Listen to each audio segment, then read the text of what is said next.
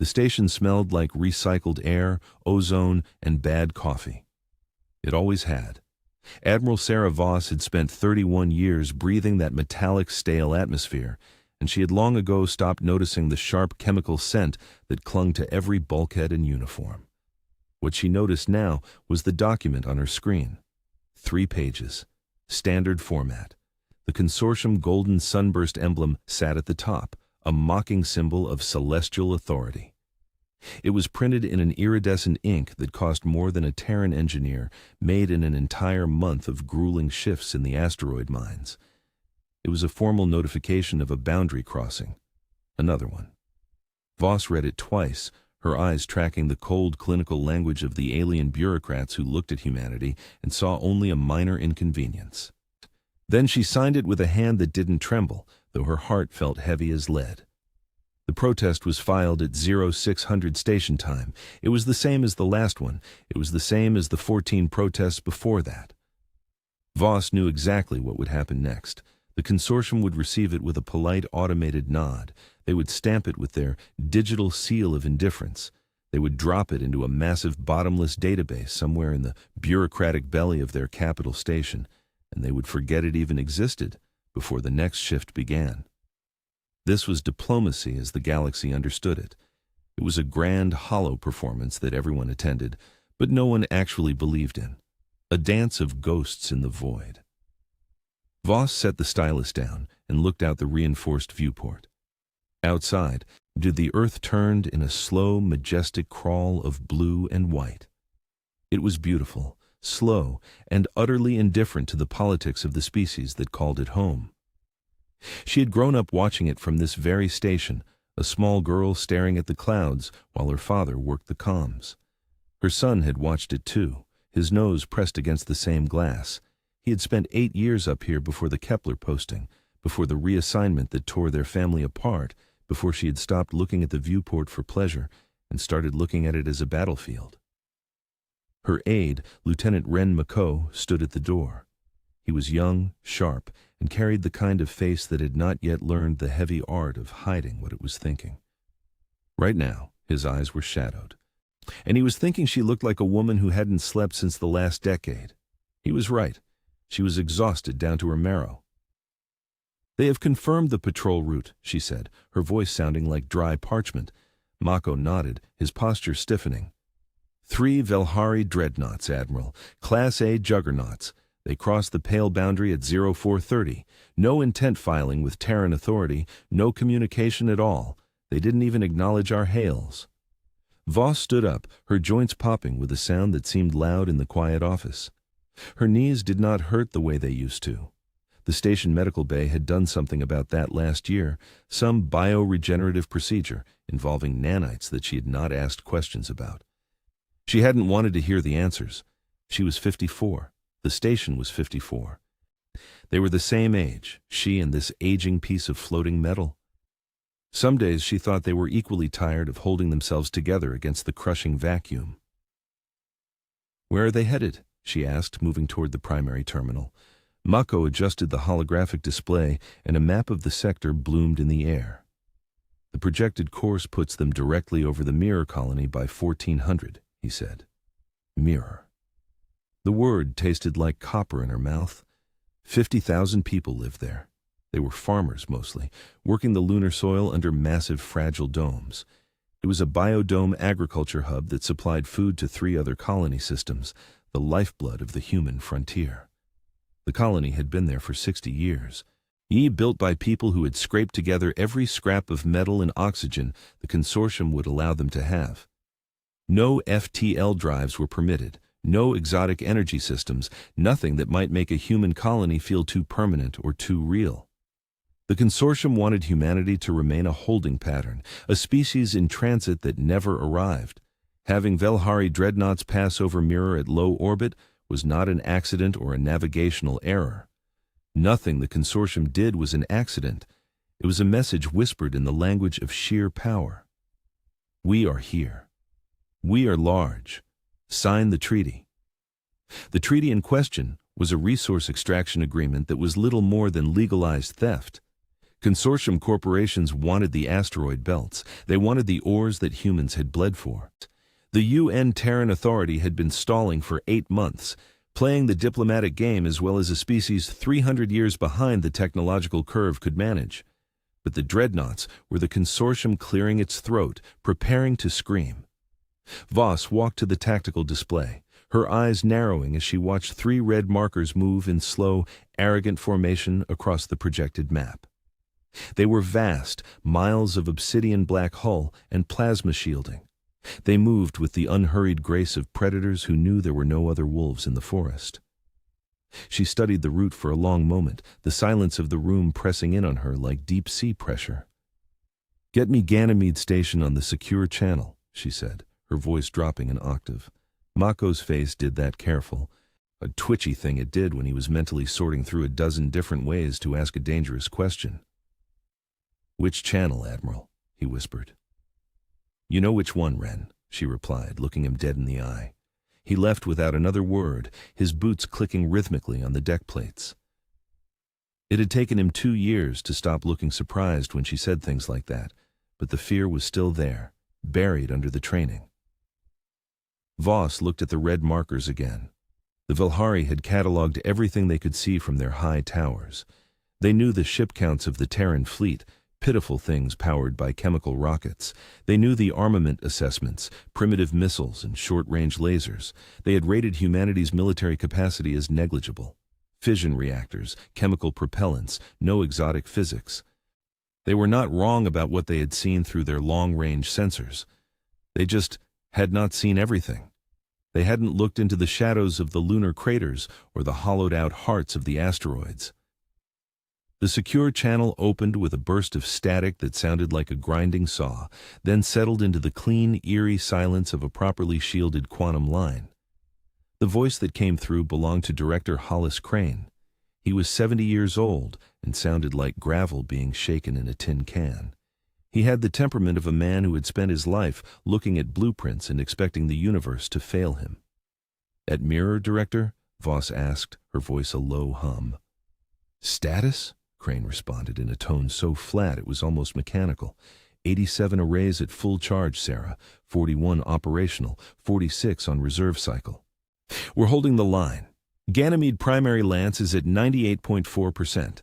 The colony arrays are all green. We have been green for 11 days. 11 days. Voss had not slept well in 11 days. She had spent them staring at the ceiling of her quarters, imagining the sound of those massive alien engines overhead. She thought about the Mirror Ridge installation. It had come online 6 weeks ahead of schedule, a feat of engineering that defied every projection the UN had made. Something that might have been pride, or perhaps just grim satisfaction, came from Crane.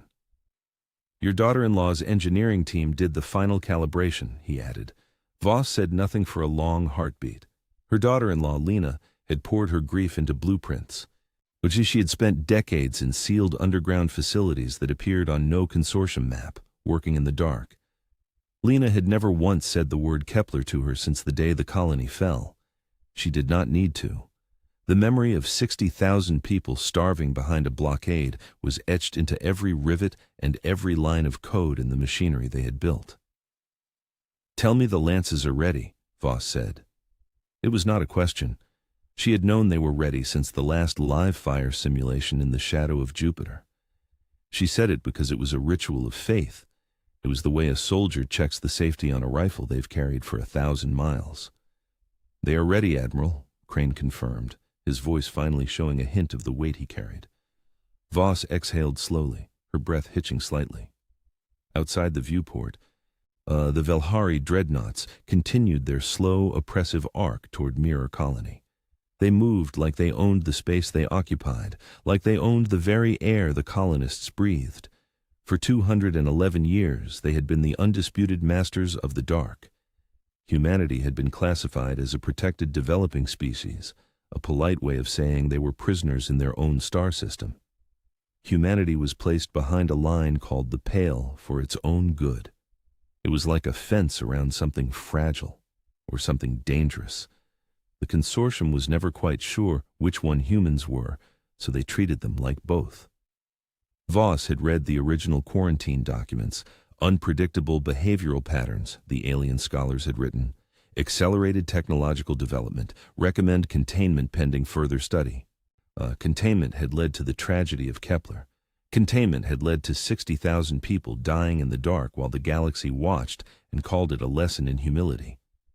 Voss picked up the signed protest document again. 3 pages of standard format. The right words, arranged in the right useless order, typed in a font that screamed of bureaucratic civility. She set it back down. Her grandfather had been a mechanical engineer back when the first colonies were just tin cans on the moon. The family line went back through ordinary work, oily hands, and quiet lives. None of them had been soldiers. But her grandfather had been the first to write down the thought experiment on the back of a greasy supply invoice in a machine shop that smelled of WD-40. He had run out of proper paper, but the idea would not wait for a fresh pad. Just physics. Just a simple question of momentum. What happened if you accelerated a dense object to a fraction of light speed using nothing but electromagnetic force? No exotic fuels, no illegal FTL tech, just current, copper rails, and the fundamental laws of a universe that belonged to everyone. The math was simple. It had always been simple. That was the thing the consortium did not understand about the human heart. Humans had not invented the physics. The physics was a gift from the cosmos. Humans had just been angry enough to master it while locked in a cage. Mako reappeared at the door, his face pale under the sterile LED lights. The Velhari Patrol has made contact with Mirror Colony Traffic Control, he reported. They have declared a standard navigation survey approach. They're ignoring our sovereign airspace. Navigation survey. Voss almost smiled, a cold, sharp expression that didn't reach her eyes. Of course they did. They're coming in low to rattle the windows. Is there anything I should prepare for, Admiral? Mako asked. He was trying to ask the real question, the one that would change the course of history, without actually saying the words that would make it real. Voss looked at him. He was 23. His mother was a hydroponics farmer on a station not unlike this one. His father taught math to children who had never seen a real forest. He had joined the fleet because he believed in the promise of a united humanity. She had believed once, too. She still did, just with a much darker perspective. Yes, she said. Prepare a formal protest document, unauthorized boundary crossing. Make it thorough, correct, and utterly standard. A pause that stretched until the air felt thick. And after that, open a channel to Mirror Colony Ridge Operations Center. Mako understood then. She could see the realization hit him like a physical blow. He was young, but he was a child of the Pale. He knew what happened when the Giants came to visit. He left to fulfill the order. Voss turned back to the viewport. Humans had stared at the stars for 100,000 years before reaching them. They had always understood the universe was enormous, and they were small. Но вони ніколи не вважали це причиною зупинятися.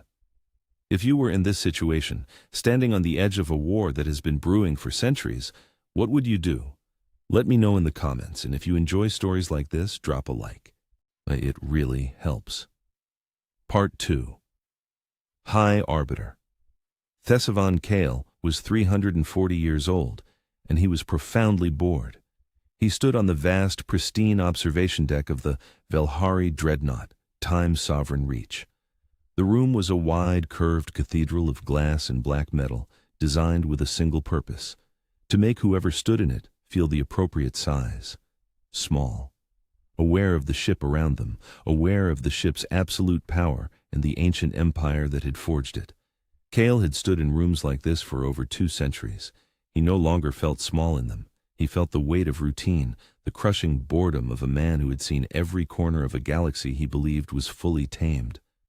Below the viewport, the human colony of Mirror spread across the surface of the planet like a stain that had somehow learned the art of organization. He saw the clusters of low, functional buildings and the sprawling green circles of the biodomes. All of it was contained neatly within the pale, like a specimen under glass. All of it was manageable. To Kale, manageable was the highest condition of safety for everyone involved. Humans were, according to every official document he had ever read, difficult. Their behavioral patterns were erratic and violent. Their rate of technological development, when left unsupervised, outpaced their social and political maturity by a frightening margin.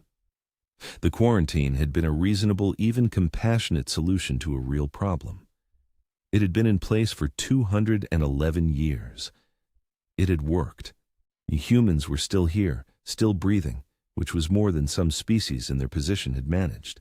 His intelligence officer, a young Velhari named Sarov, who still smelled of the academy, stood to his right. He was holding a data tablet with the stiff-backed posture of someone who thought every procedural detail was a matter of life and death. "High Arbiter, the standard threat assessment as you requested," Sarov said.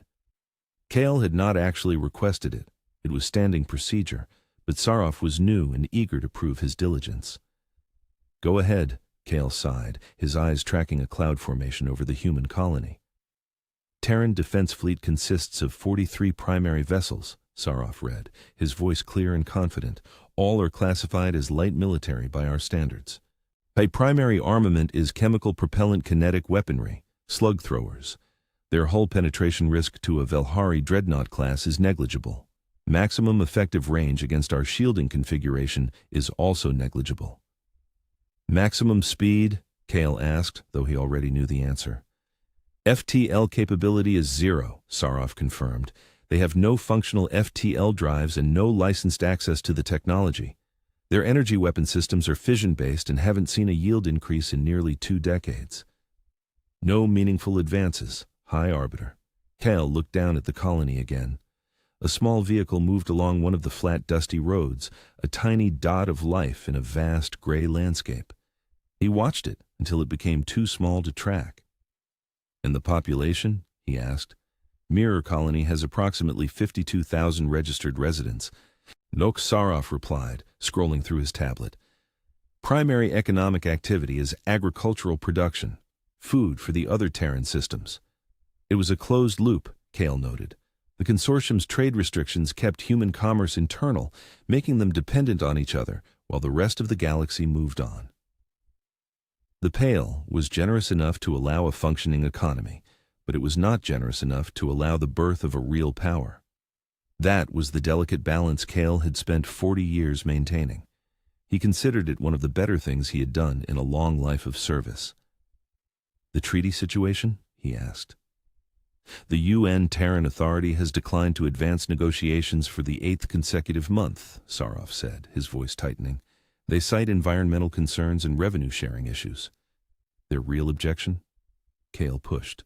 Sarov hesitated, searching for a diplomatic answer. "Unclear, High Arbiter. Perhaps they simply hope we will go away." Kale knew what the real objection was. The humans were smart enough to know they were being cheated, but they were not strong enough to do anything about it. They were stalling because it was the only power they had left. Eventually, the math of survival would force them to sign. The presence of 3 dreadnoughts in their sky was just a way to speed up the calculation. "Take us into low orbit," Kale ordered. "Standard demonstration profile. Let them see the hulls. Let them feel the shadow." The Time's sovereign reach adjusted its course with a silent, powerful rumble. The other 2 dreadnoughts followed in a perfect, intimidating formation. They moved with the terrifying gravity of things that had no reason to hurry. When Kale watched the planet grow larger in the viewport until it filled his entire vision. Mirror Colony's traffic control center had made contact at the standard point, offering the usual greetings in standard Velhari diplomatic form. The human controller had been polite, professional, and entirely powerless. He had asked about the nature of the visit, and the navigation survey declaration had been filed in response. It was technically true. They were surveying the limits of human patience. Kale found himself thinking, not for the first time, that humans were surprisingly adaptable. Whatever else you said about them, and a great deal was said in the back rooms of the capital, they were survivors. They had taken their quarantine and built a world inside it. They had engineering programs, schools, and cities on barren moons. They hadn't collapsed into civil war or despair, as the early models had predicted. Kale had written a paper about this resilience long ago. He had called it a warning, but the politicians had seen it as a curiosity. He had filed that paper in his memory with a kind of sad precision. "We are at optimal demonstration altitude," his navigation officer reported. Below them, the individual shapes of the colony buildings were close enough to see the shadows they cast. The biodomes were enormous, catching the sun like giant crystalline eyes. Somewhere in the colony's comms, the formal protest from Earth would be arriving. It would be correctly worded, correctly filed, and precisely useless. Cale was prepared for that. He was prepared for the standard cycle of imperial dominance. But he was not prepared for the sudden shift in his tactical officer's voice. "High Arbiter," the officer said, his tone sharp enough to cut through Cale's boredom. "There is a structural feature on the colony's equatorial ridge that is not in our survey records." Cale turned, his interest finally piqued. "Show me." The tactical display shifted, bringing up a magnified image of the ridgeline. He saw a series of large cylindrical structures made of a dull gray alloy. They were spaced evenly along the high ground, connected by massive infrastructure conduits and support frames. The whole arrangement ran for several kilometers. "Industrial facilities?" Cale asked, his brow furrowing. The tactical officer didn't look convinced. "The construction style is Terran, but there are no energy signatures, no heat blooms, no radiation. They're just sitting there." "How long have they been there?" Cale asked. Sarov checked the archives. "The last formal survey of Mirror was 11 years ago," he said. "These structures were not present then." 11 years. It was a blink of an eye for a Velhari, but for a human, it was a lifetime of construction. Cale looked at the cylinders again. They were long, aligned in a sequence, and tilted upward at a specific 40-degree angle. He wasn't a weapons engineer, but a cold feeling began to stir in his gut. His science attaché, a young woman named Dreva, who had the habit of reading everything she could find, spoke from the back of the room. "High Arbiter," she said, her voice barely a whisper. "Those cylinders, they are aligned to feed into each other. If you follow the line of their orientation, they are bearing directly toward our current orbital position." The observation deck went into a state of absolute, ringing stillness. It was the silence of people realizing they had walked into a room and found a gun pointed at their chest. Cale didn't move. He looked at the display. 3 dreadnoughts, sitting like ducks in low orbit. "What are they?" he whispered. "I do not know," Dreva replied. "There is no energy signature, no power bloom. Our sensors can't categorize them because they aren't doing anything. They're just waiting." Unknown things could be nothing. In Cale's experience, unknown things were usually nothing. Sarov's assessment was probably right. These were likely just industrial pipes for some new mining project. But the silence coming from the ridge was deafening. It was the first time in a very long time that Cale felt a prickle of genuine cold caution. "Begin approach withdrawal," he said, his voice firm. His navigation officer looked back, startled. "High Arbiter?" "We haven't even completed the demonstration." "I said begin withdrawal," Cale repeated, his eyes fixed on the display. He watched the cylinders. They didn't move. They sat there in the afternoon light, silent and gray. And then the communications officer spoke. "High Arbiter, an incoming transmission from the colony surface, addressed to us directly. It's marked from the Ridge Operations Center." Cale turned. "What does it say?"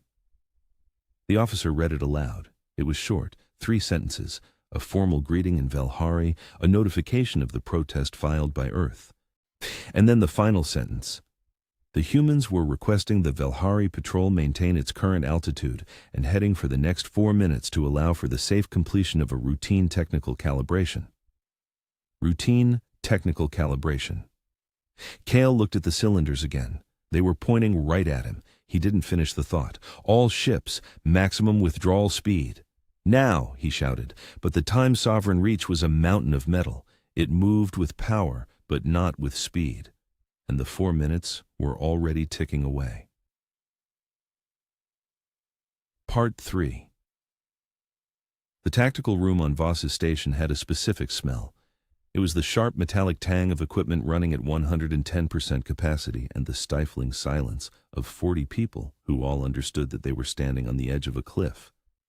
Voss had been in the room for 6 hours, with her eyes never leaving the main tactical grid.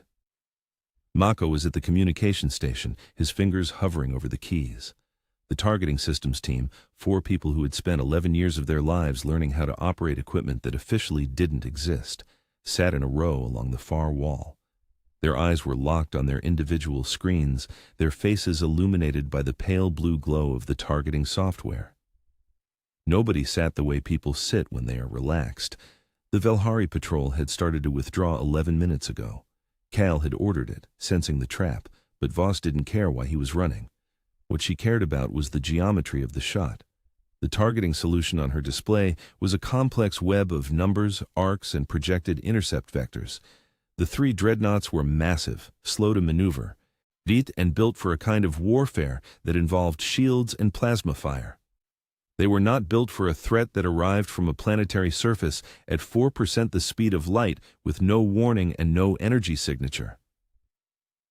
Director Crane's voice came through the secure channel, sounding more like a recording than a man. Ganymede Lance is holding at 100%, he reported. Mirror Ridge sequence is locked. All 87 arrays are synced. We are waiting on your order, Admiral. Voss looked at the display.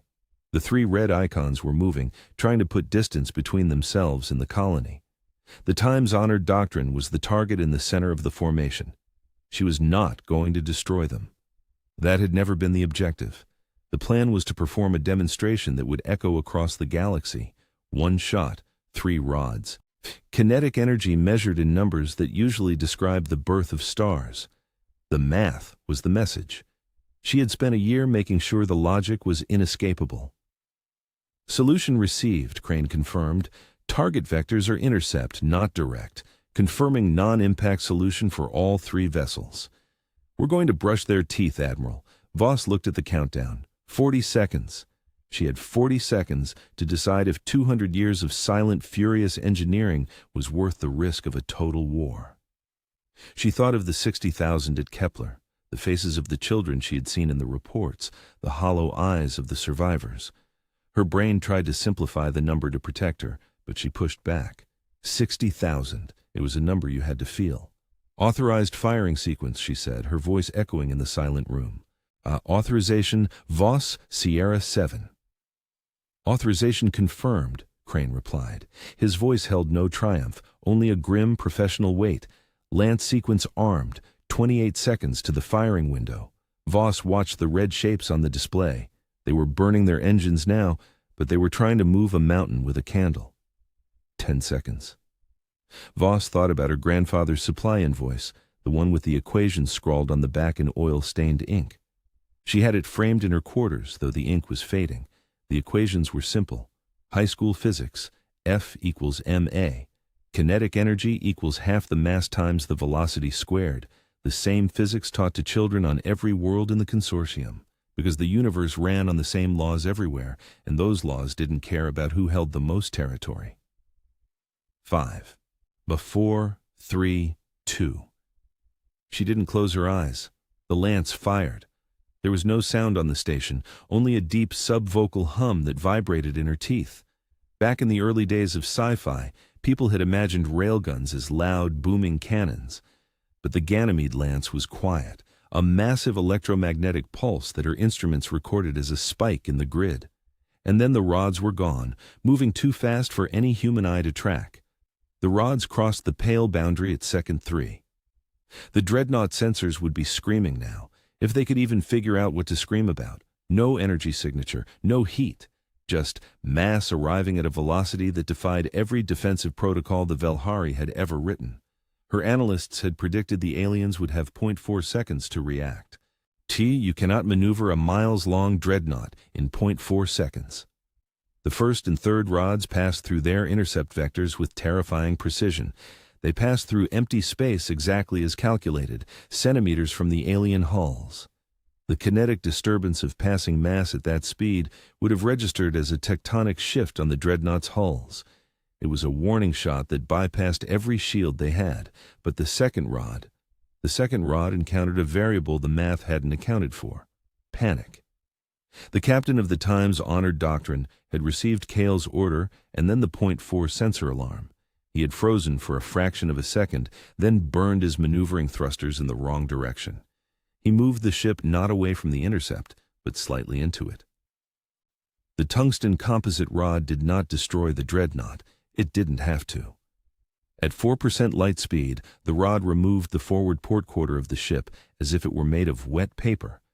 Weapon systems, sensor arrays, and crew decks simply ceased to exist. They were converted into a debris field that continued on its own trajectory, silent and cold. Voss watched the icon on her display change shape as the damage reports began to flood the emergency channels. "Damage report is coming in," Mako said, his voice trembling slightly. "The Times-honored doctrine is still mobile. Life support in the main hull is holding." "Casualties?" Voss asked. Mako was quiet for a long moment, his eyes scanning the alien comms. 11 crew, he said. Voss closed her eyes for 2 seconds. 11. It was not 60,000, but it was 11 people who had woken up that morning expecting a routine patrol. She held that number in her mind until it was the right size. Then she set it down next to the memory of Kepler. "Send the treaty counter-proposal," she ordered, "the version with the oversight clauses, and send a formal expression of regret for the navigational incident." Mako paused. "Regret?" "Yes," Voss said. She meant it. She regretted that they had moved. She regretted the deaths. But she also meant the treaty. Because now, for the first time in 2 centuries, the consortium would finally be willing to read it. Part 4. The emergency broadcast went out on 17 frequencies simultaneously, a frantic digital scream across the sector. High Arbiter Kale sent it personally from his command chair, bypassing the usual staff protocols. He sent it because he knew that every intelligence director and military commander in the consortium needed to see the data before they had time to form a lie. The Times-honored doctrine was trailing behind them, bleeding atmosphere and debris from the jagged hole where its forward section used to be. By the time they cleared the mirror system, Kale had 47 responses in his queue. He ignored them all. He called Dreva into his study, the young woman who had seen the trap before anyone else. She came in clutching her data tablet as if it were a shield. "Sit," he said. "What did we actually see?" "Give me the physics. 3 kinetic impactors, solid tungsten composite," Dreva said, her voice shaking but her mind clear. "We captured the spectroscopy from the debris cloud. Mass is 17,000 kilograms per unit. G-impact velocity was 4.2% of light speed." Kale did the math again in his head. He had to. Numbers that large felt like a mistake, a glitch in the universe. Each of those rods carried the kinetic energy of a tactical nuclear warhead, but with none of the fallout and no way to intercept them. No exotic tech, no illegal research, just raw mass and sheer velocity. The humans had turned the vacuum of space into a firing range. "Where were they fired from?" Kale asked, though he already knew. "Mirror Colony Ridge," Dreva replied. "The cylinders we saw. They're magnetic rails. How long has that installation been there?" Kale pushed. Dreva hesitated, her fingers dancing over the tablet. "The mirror installation was started 41 years ago, but High Arbiter, it's not the only one." She turned the tablet to face him, showing a map of the Pale. It was covered in red dots. Across 17 systems there were anomalies that the consortium had ignored for a century. Power patterns that looked like industrial mining, geological surveys that were flagged as mining shafts.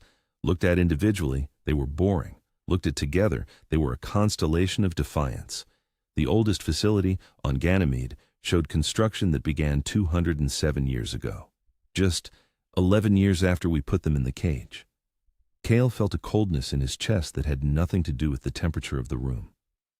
80 or 90 installations, Dreva whispered, all built using standard legal industrial equipment, all capable of reaching any point in human space and far beyond. "Why did no one see this?" Kale asked, his voice a low growl. "Because we weren't looking for a spear," Dreva said. "We were looking for a high-tech sword. We looked for things we understood. We didn't look for kinetic mass drivers because we considered them primitive technology. We moved past it 600 years ago. We assumed they were too backwards to be a threat, and they used that assumption as a cloak. The humans had not moved past the stone and the sling. They had simply made the sling miles long. There was nothing else for them to work on. All the other paths, FTL, exotic particles, were blocked by treaty. Kale thought of the cage he had so carefully maintained. He had built it to keep them safe and small, but in doing so, he had forced them to master the only weapon that couldn't be banned, the laws of motion. He stood up and walked to the viewport. The stars were there, silent and ancient. The pale was just a line on a map, a line that had been shattered this afternoon. He thought of Kepler. He had ordered that blockade to teach them a lesson about imperial authority. 60,000 people. He had weighed it against the stability of the sector and decided the lesson was worth the cost. He sat at his desk and pulled up the human protest from 162 years ago. He read it again, his eyes lingering on a paragraph he had once dismissed as empty rhetoric. The Terran Authority formally requests the right to maintain defensive systems proportionate to demonstrated threats, it said. He looked at the map again. They had given the consortium formal notice. They had followed every rule. And then they had started building. They hadn't lied. They had just been ignored.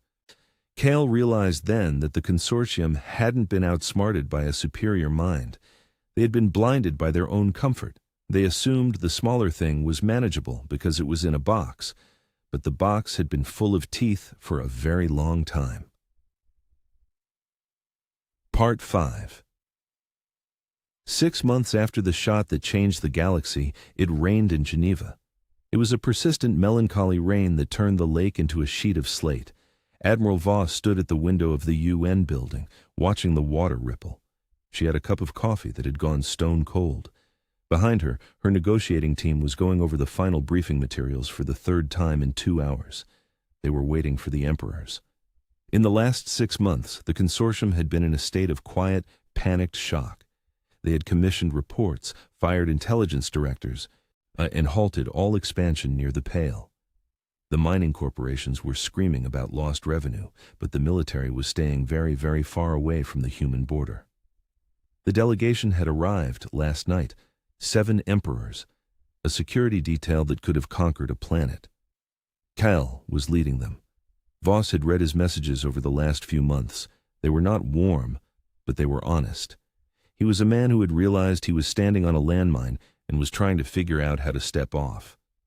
The protocol officer opened the session with 7 minutes of formal ancient language.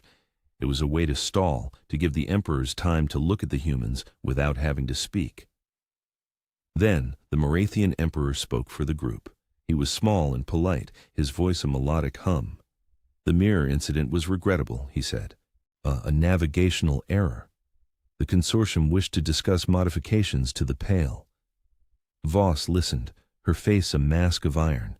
She knew what he was trying to say without saying it.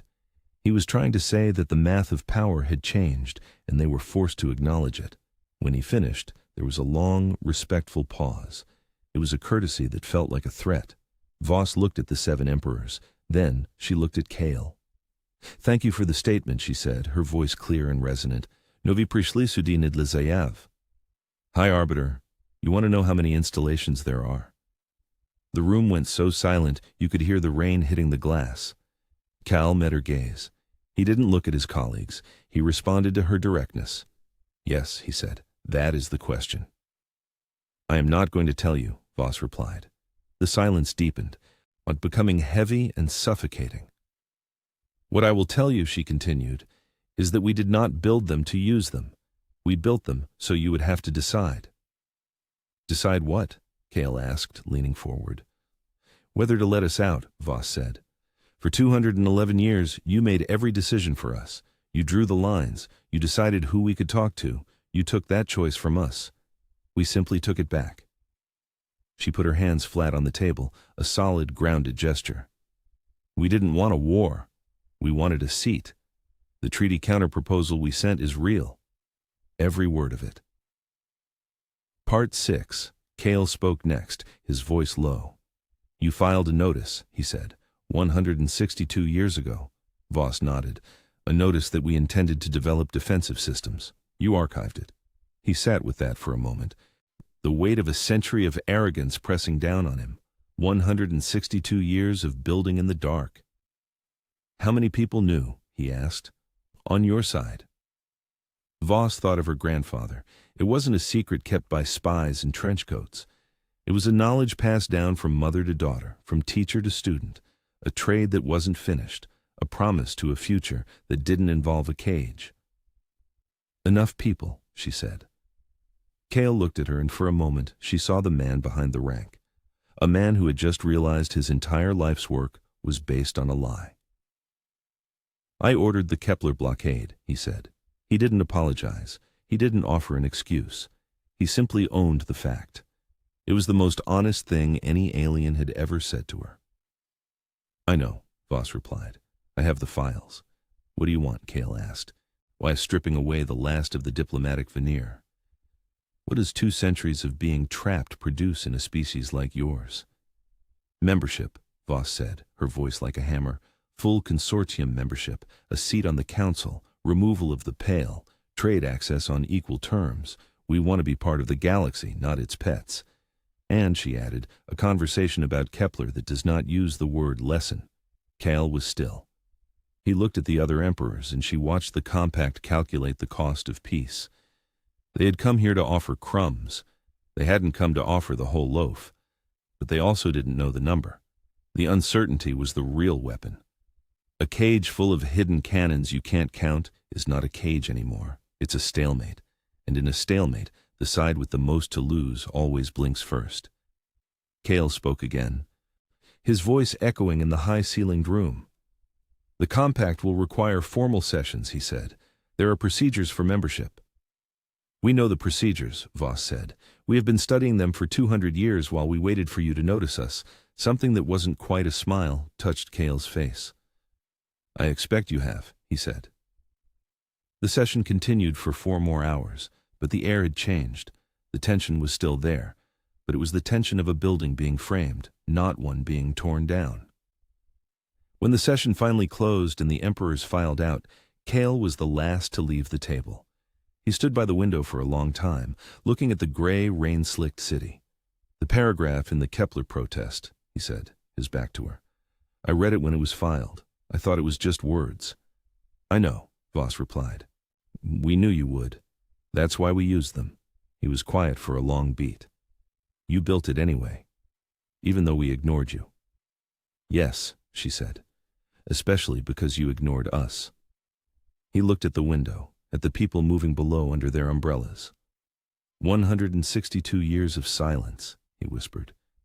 He walked toward the door, then stopped. "The installations," he said, "still not turning. The ones in the unsurveyed systems. The ones we don't have a number for. Are they real, Sarah?" Voss looked at his back, at the gray uniform of his rank. "Interesting question," she said, her voice neutral. He left without another word. Part 7. Mako appeared at her shoulder as the door clicked shut. "Was that a yes?" he whispered, his eyes wide. Voss picked up her cold coffee, looked at it, and set it down for the last time. "Walk with me, Ren," she said. They walked out of the room together, their boots echoing on the polished stone floors. They moved toward the building's front entrance, where the sound of the rain was getting louder. She didn't answer his question. She didn't need to. Mako was young, but he had spent 2 years watching her, and he was beginning to understand that some truths were more powerful when they were left unspoken. The ambiguity was what kept the peace. She thought about her grandfather's supply invoice, high school physics, available to any species in the universe who had the patience to work through the equations. She thought about Lena, who was probably still at the Ridge Array, running diagnostic checks because the work never truly ended. She thought about the 60,000 who were gone and the 11 who had died on the alien ship. The space between those numbers was where the future had been forged. It was a space filled with grease, sweat, and a stubborn refusal to be small. Humanity had spent 200 years in a cage, but they had used that time to turn the bars into a ladder. She pushed open the heavy front door. The Geneva rain came down cold and clean, washing away the stale air of the assembly room. The universe is never truly hostile. It's never truly merciful either. It's just present. It runs on the same rules everywhere, from the heart of a star to the streets of Switzerland. It offers the same equations to anyone brave enough to solve them. She stepped out into the rain and looked up. The sky was gray and heavy, the same sky she had seen 1,000 times. But tonight, for the first time in 211 years, the line someone else had drawn across it was gone. Humanity was no longer a specimen. They were just part of the stars. If you found this story powerful,